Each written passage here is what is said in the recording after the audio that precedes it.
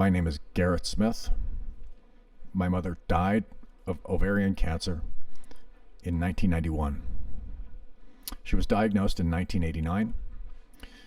She underwent some exploratory procedures, had her fallopian tubes removed and some other parts, had radiation treatment, and that failed.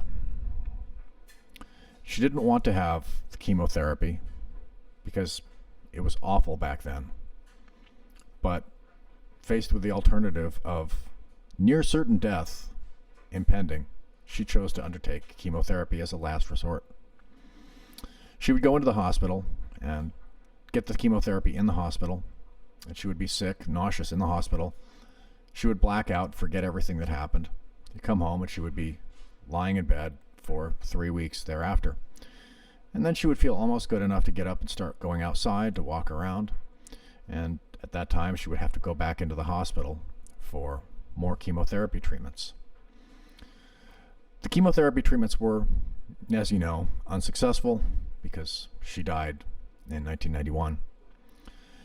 It was a slow and extremely painful and very sad death. She used the Johnson & Johnson talc products, shower to shower, and baby powder on her private areas for decades prior to that, according to me and to my father, who had, after he divorced from my mother, stopped using them. My father stopped using them. My mother continued to use them, got cancer, and died.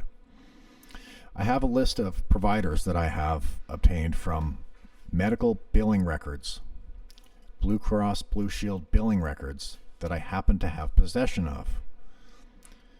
I need to get the medical records with doctor's notes with the type of cancer listed on that. I know what my mother had. I know it. But if I can't prove it, I don't have a case. I need help getting those records, and I'm working on it. And I need a lawyer who can help me and represent me to get justice for my mother, to get a good settlement.